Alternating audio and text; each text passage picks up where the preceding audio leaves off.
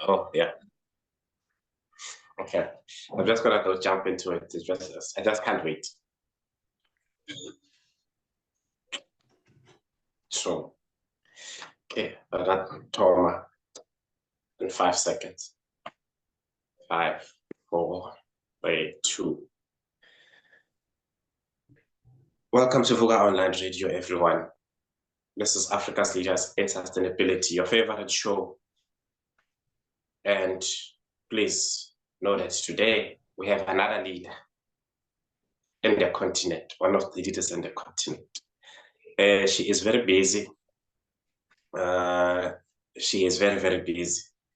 She's doing everything she can to take care of people, to take care of the environment, to take care of friends, family. Hey, but she's gonna tell us more about herself. Her name is Thato. She is from Botswana, and we just can't wait to have her share herself with you guys. So please, before I forget, Vuga Online Radio on the socials, on Twitter, Facebook, Instagram. We also have a WhatsApp channel as well. It's Vuga Online Radio. On TikTok, on LinkedIn, Vuga Online Radio. On our radio show, vugaonlineradio.co.za, and YouTube, Vuga Online Radio. We're going to share Thato's socials as well, close to the end of the show. Thato's contacts if she wants to be found. And then, yeah. Brace yourself, tell your friends, tell your family, comment, like, share, engage with us. Thato, hello.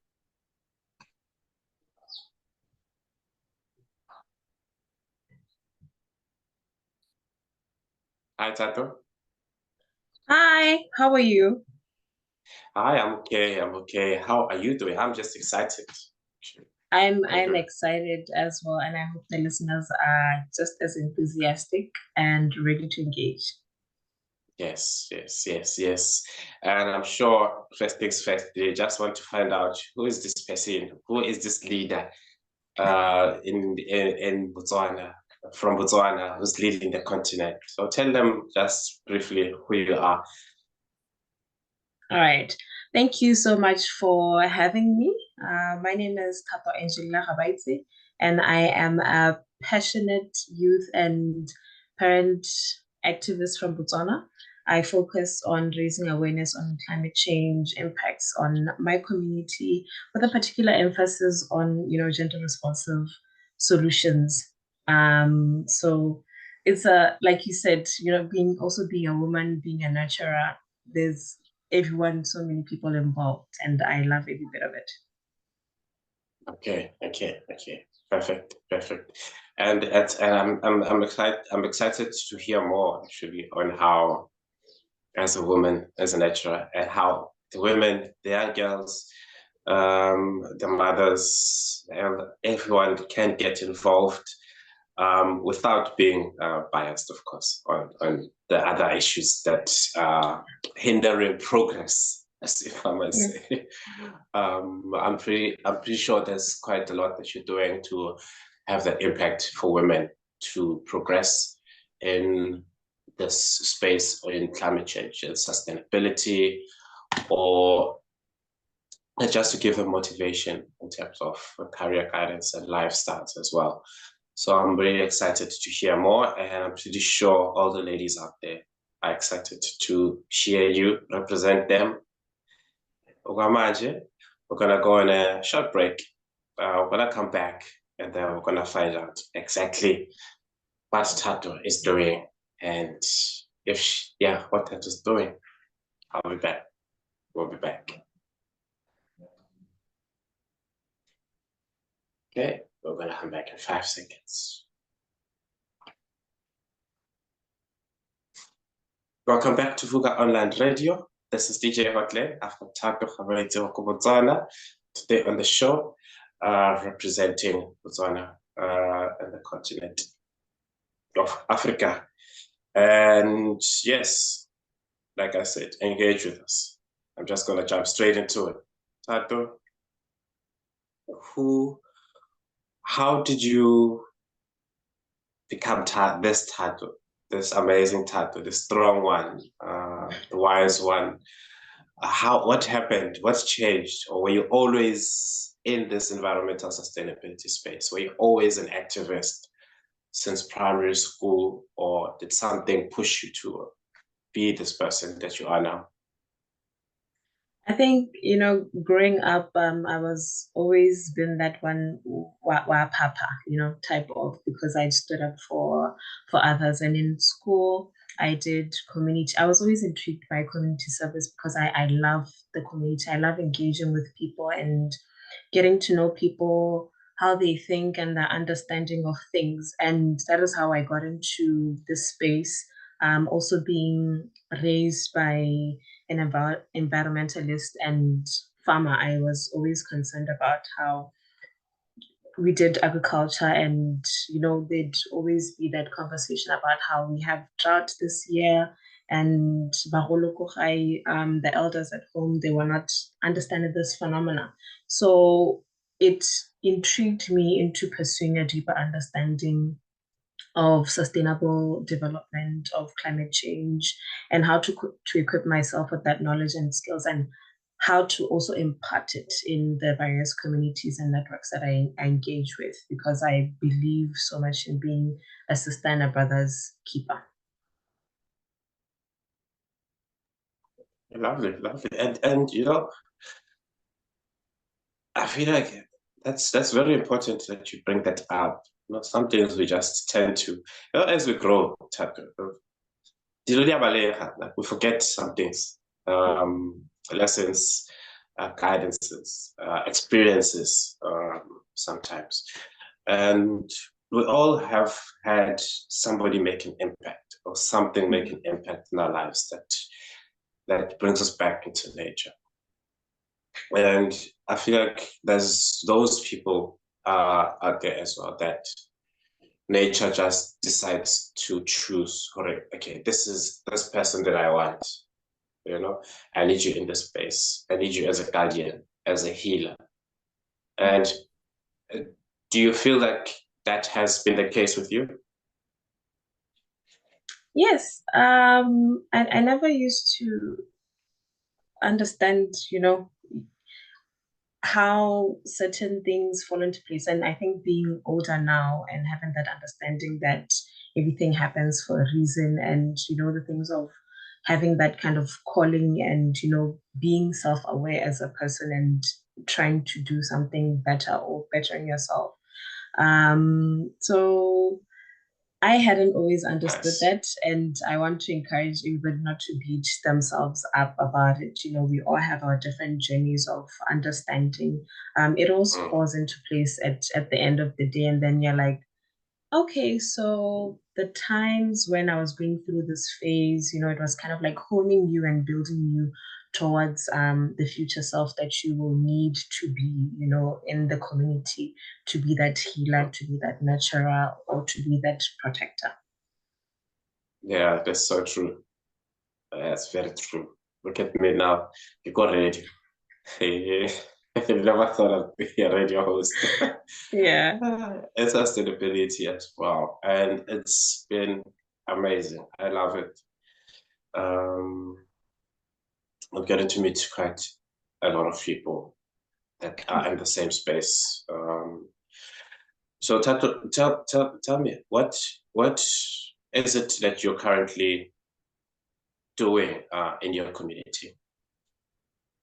I work with a number of organizations and networks, but the overall approach is to teach activists like myself, like youth who have community development programs and are doing amazing stuff in the respective communities, to have an understanding of these topics, and also the phenomena, how the international policies essentially also affect us, how they can harness or be in alignment with those international policies, and how they can bring everything back home. Okay, all right, lovely, lovely. And How long have you, okay, seems like, yeah, that's what it is. So, and then, yeah, but now,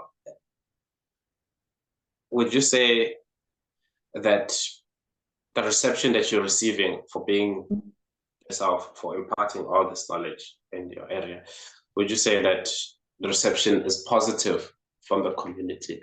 Are you getting any pushbacks from society? What challenges also are you facing? I would say pushback definitely. It's human nature. We're resistant to change.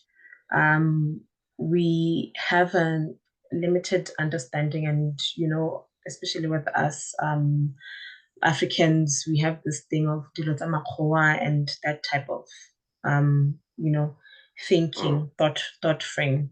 So when you bring things like this, it's like you're trying to westernize us. And the beauty part of it is that I myself have a strong identity of being a young Black African woman, and I'm aware of such, things as spirituality and all of that stuff. And I hold true to my culture. So it's always easier for me to engage with communities.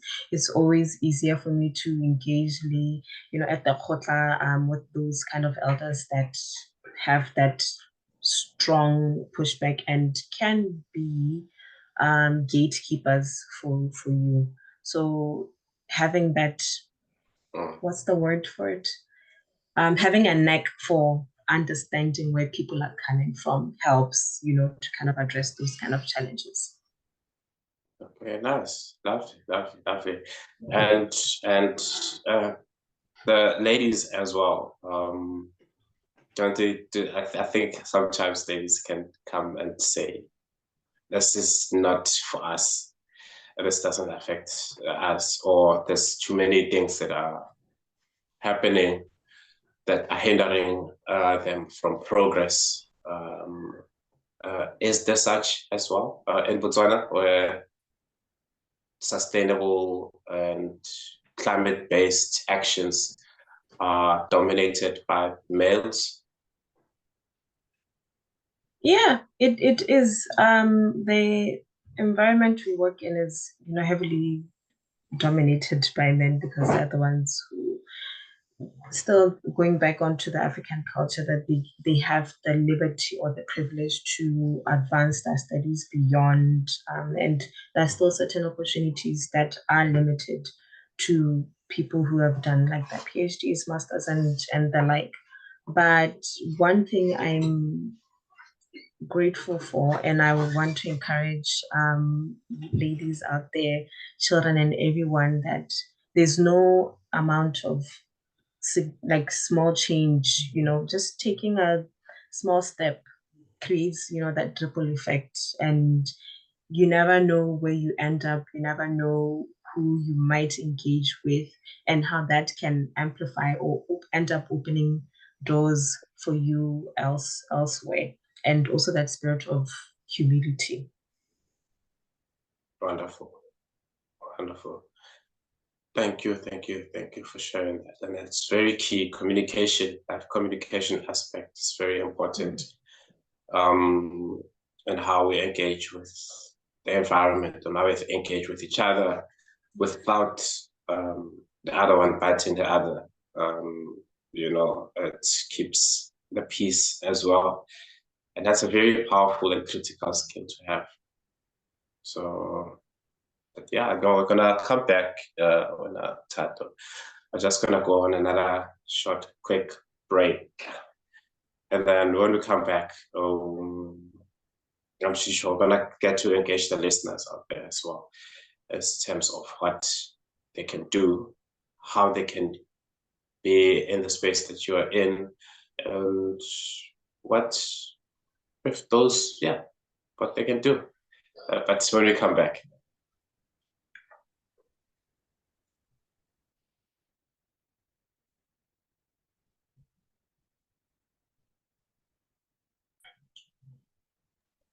Okay, welcome back to Google Online Radio. This is DJ Hotley, and I've got Thato WE Botswana.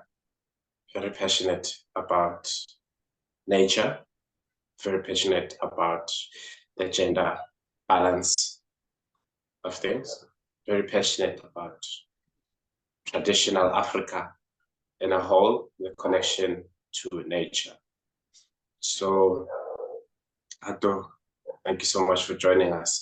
And the listeners out there that are listening, please share with your friends, please comment, engage with us in the comments, share this on social medias, just make it trend. I can't leave it up on trend. So trend this out, trend this out, because at the end of the day, it's valuable information that somebody out there needs to hear.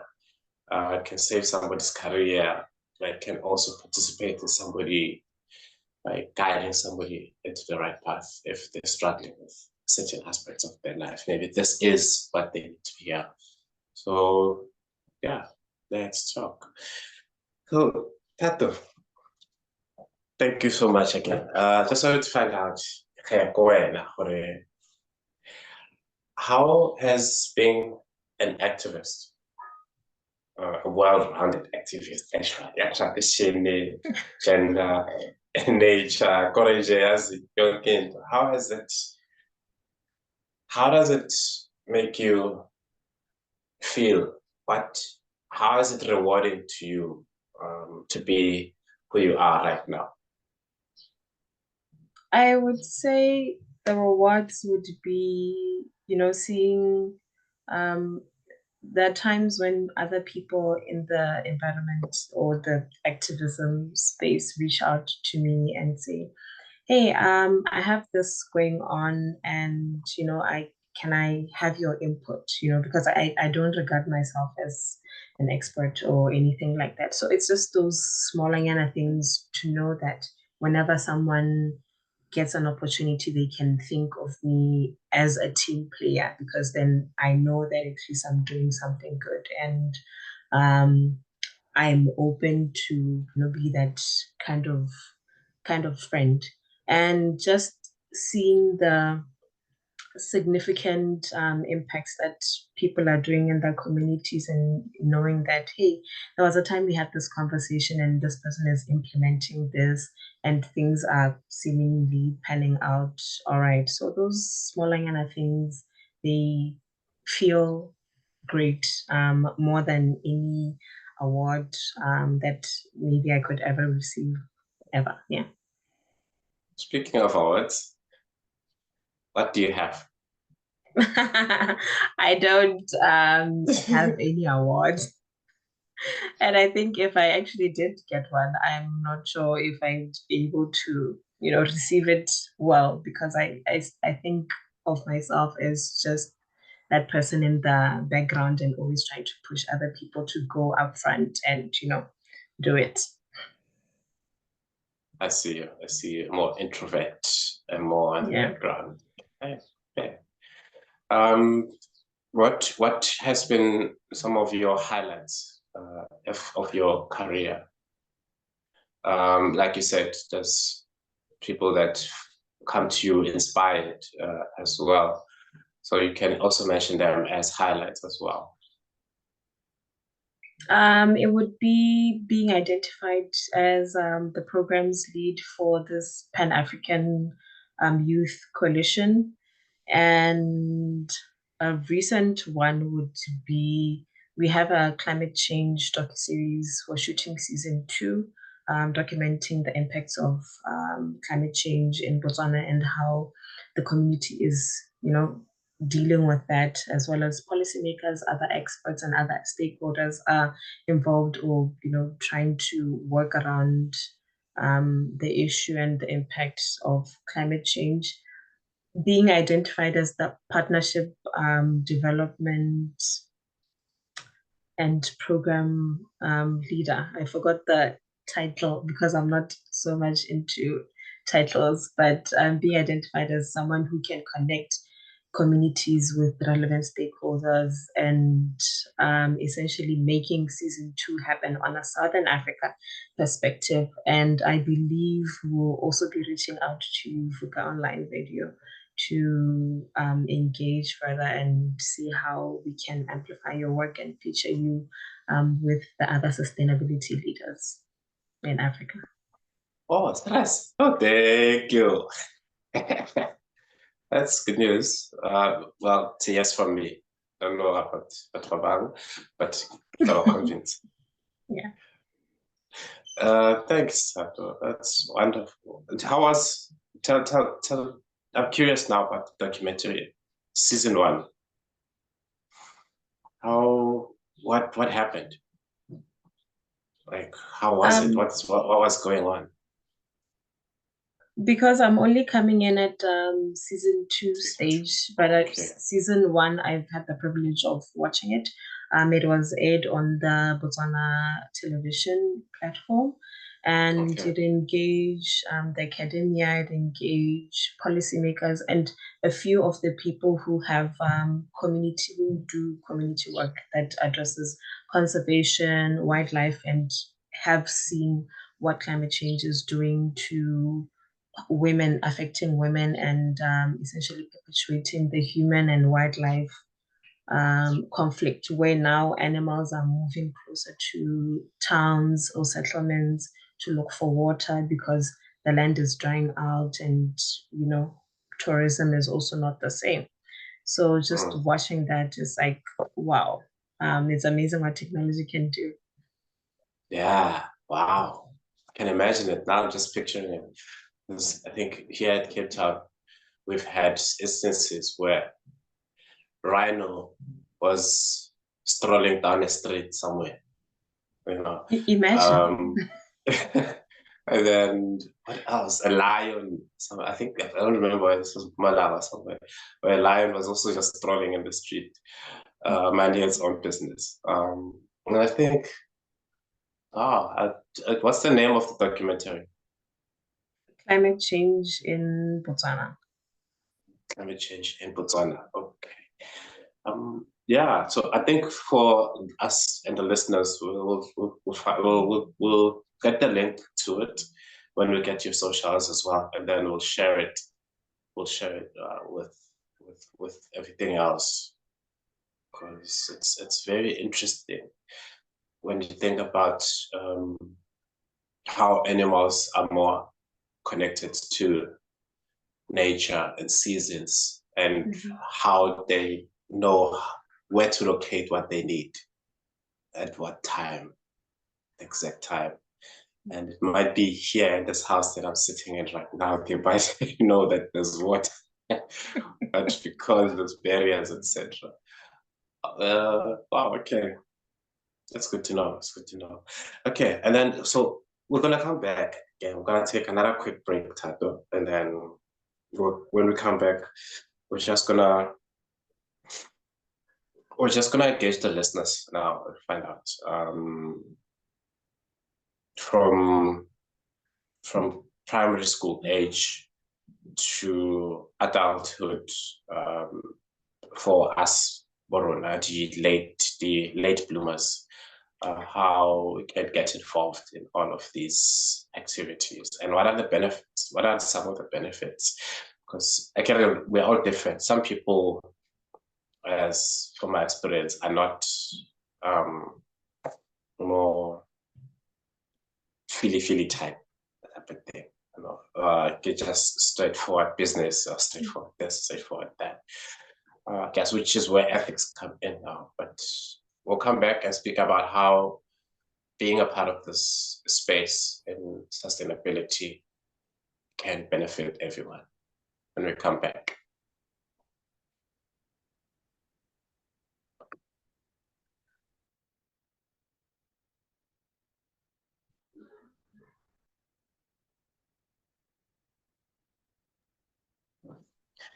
Welcome back. This is Fuga Radio. This is Africa's Leaders in Sustainability show, hosted by myself, DJ Hotline. Got Thato Habaitse on here from Botswana, telling us about yeah, about quite a few things actually, and just how effective engagement with eh, as so powerful, how effective engagement with nature, um, how humans and traditions align together, as well as, of course, technology and government and policies, how they all can be used into just one to have an effective planet relationship. So thank you, Thato, for joining us today. I really appreciate your time. Like I said earlier, will be easy. So thank you for the time. I just wanted to find out from you. There's, I don't know about Botswana, but there's primary schools, some primary schools in townships and villages, they don't have access to career guidance. And even those that do, they only have limited careers that are being advised to them. Sometimes it goes as far as high school, where sustainability is not mentioned. Anything environmental is not mentioned. And only to find that someone might be passionate about, and is their passion, they've engaged with the environment, same way like you did, you said, that molds you into the adult that you are. But now, because of certain aspects and certain societal demands, they just push someone to want to do accounting. Let's find out that person is passionate in this. Or a doctor, only to find out that's not him, is passionate in that. I've had guests that are actually accountants, but they actually their passion is in environmental sustainability. And what would you advise the family and the children and the schools in terms of how to mitigate those challenges? In 2021, I launched a program. I designed a program called Unleashing the African Potential, and it deals with some of these issues. The aim was to go out there into rural and remote communities, to kind of teach or raise that awareness of how there's the spiritual aspect, there's the nature, and then there's also the society, and how they are all aligned. Also with that deep understanding of development, or where we're coming from as rural and remote communities, that at the end of the day, you have to put food on the table. And some of these engagements are seen as somewhat luxury because they don't pay as much or things like that. Because, at the end, sometimes you're told that passion doesn't feed you, and it takes a bit of time to get to that point in time where it fully nurtures into a career. And we launched that pilot project, and now we're still trying to bring it into full scope, where it also kind of influences curriculums in schools, to engage with other stakeholders on how they can support. Because, at the end of the day, for people to get access to platforms like these, to get access to information, to get access to tools, they need things like ICT. And you get to a village that doesn't even have electricity, and they don't even have water. So those are some of the needs assessments that we do, so that by the time we come back, it's a fully fledged program that addresses all those. And if you have a child who's doing 2 or 3, then they don't necessarily have to worry about hurrying back home to go and fetch water, to cook, to give the livestock. Rural, you still have that nexus of we have goats at the back, we have cows, you have to make your own crops and things like that. So kids don't have the privilege to undertake on skills like ICT so that they can grow and be competitive on not only on a national, but the opportunity to.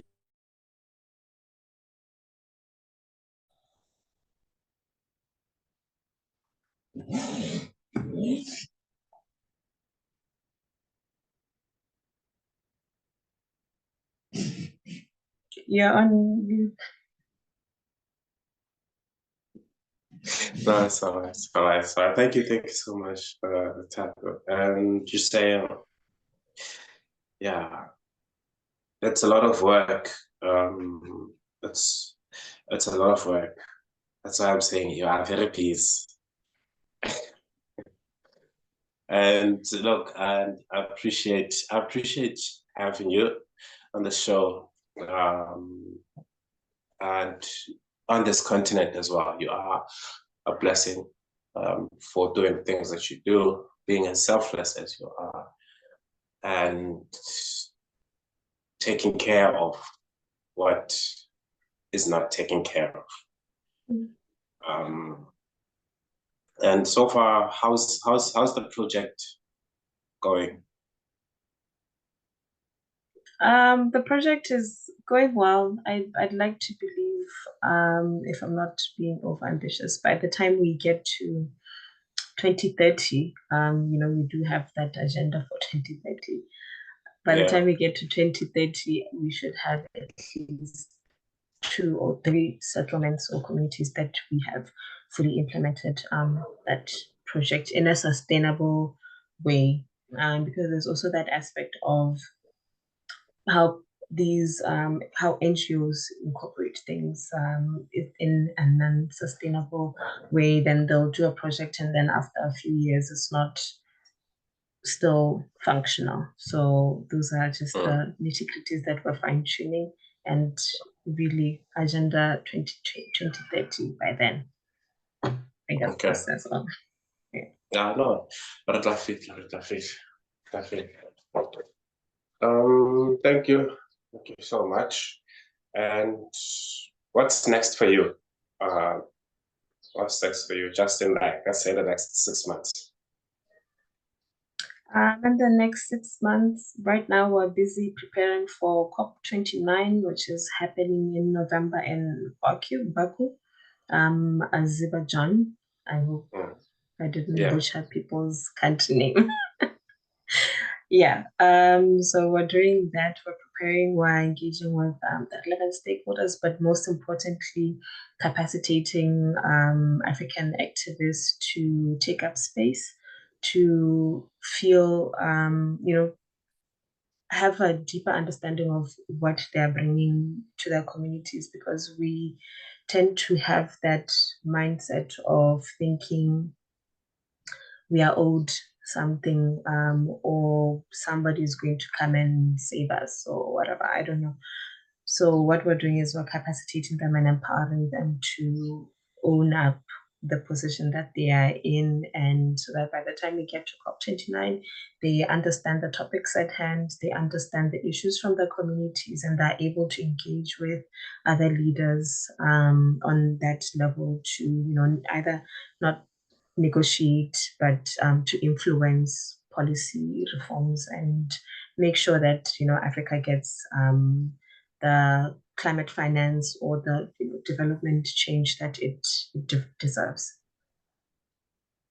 Wonderful. Yeah, it's a lot of work to be done. But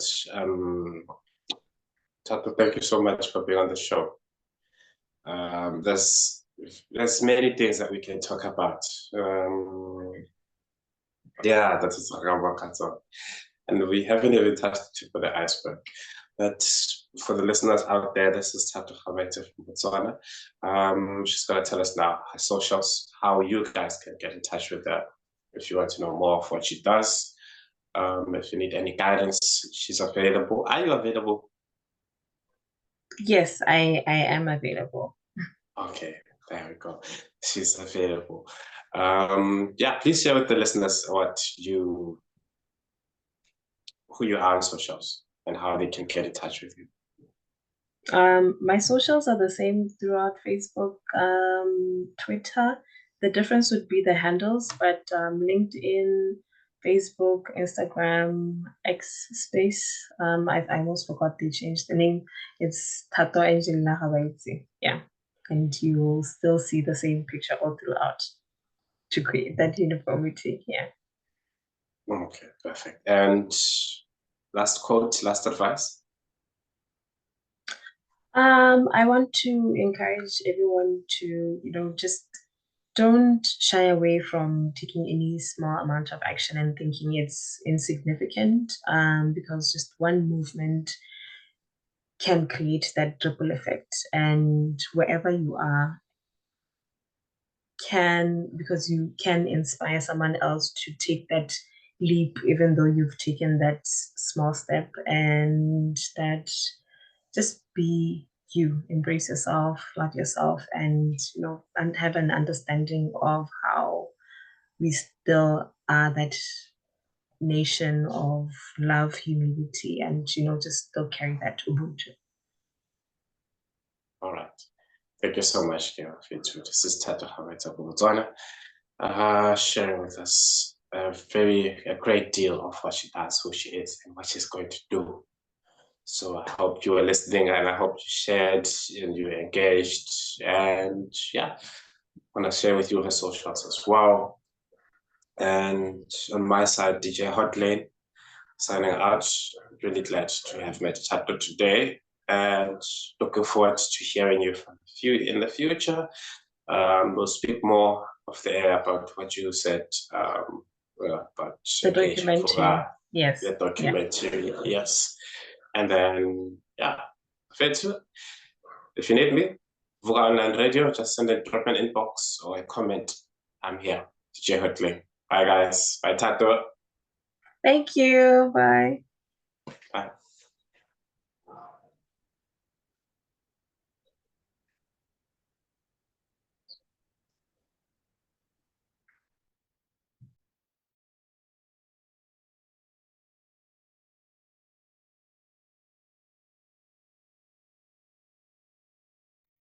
Yeah, we can sign up. I'll sign up the chat. Can work over WhatsApp, I think. I'm not sure. Okay. Douglas? All right, thanks. Oh, wait a bit. Thank you. Am I on Thato? Thato? Oh, it's me. Oh, you're here. No, I'm still here. Yeah. Okay. Hello, Douglas. Are you also still here?